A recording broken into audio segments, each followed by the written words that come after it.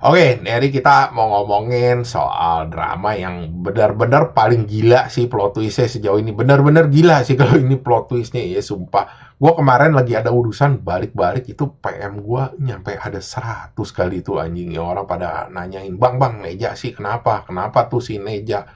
Ya intinya ini soal si Neja lagi ya, yang gua pernah bahas ya videonya setahun yang lalu kayaknya ya. Ya lu bisa cek aja. Ya di sekarang tuh dia juga kasus lagi. Awal-awalnya sih gara-gara tuh dia open donasi lagi sama curhat-curhat soal keadaan dia tuh yang lagi parah.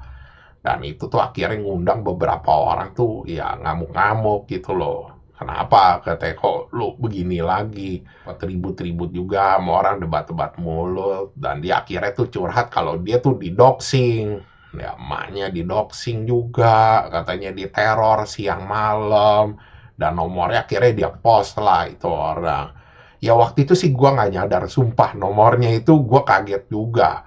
Ya kagetnya kenapa? Soalnya setelah itu ada orang yang nemuin, nyocokin katanya itu sama nomornya, sama yang waktu itu si Neja pakai tuh buat live sama emaknya gitu loh, buat curhat soal masalah dia sama klarifikasi. Dan itu akhirnya bikin orang-orang tuh pada kaget tau gak lu. Banyak orang yang kesal juga.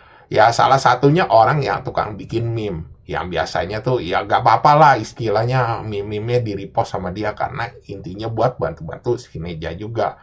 Dan akhirnya itu juga banyak sesepuh-sesepuh meme yang kayak Lino dan beberapa influencer-influencer juga di Facebook tuh ngomong juga kecewa gitu soal ini kasus. Katanya kok bisa sih lu kayak begitu? Jadi lu bikin rekayasa fiktif, lu diri sendiri, habis itu maki-maki adek lu, mak lu sendiri gitu loh pakai ID yang lain.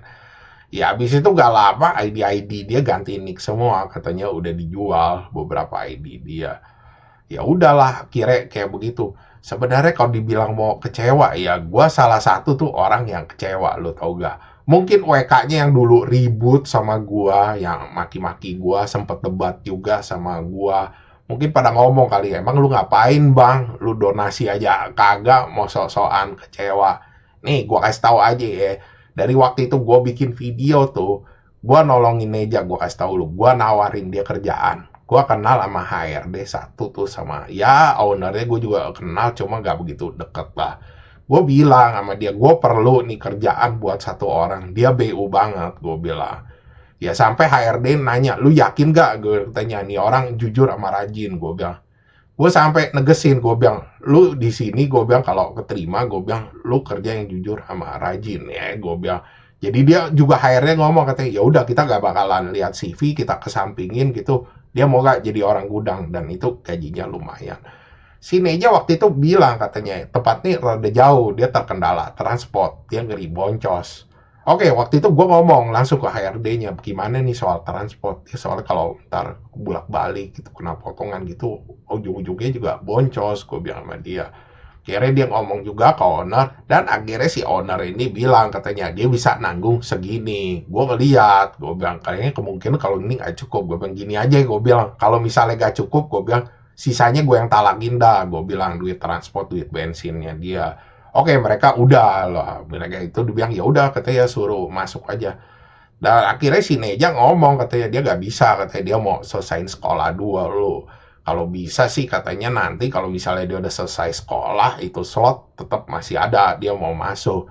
Gue di situ lumayan kecewa. Gue lihatnya begini loh.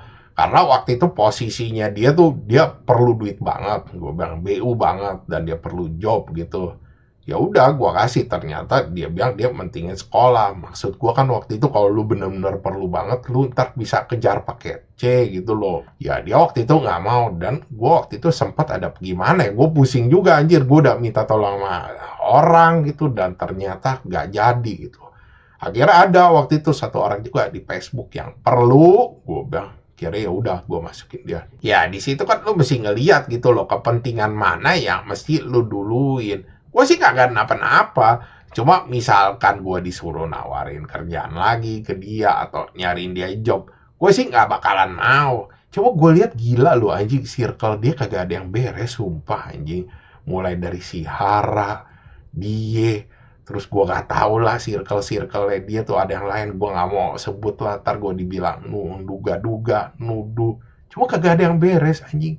Tapi gue bisa lihat sih benang merahnya dari ini masalah drama ya.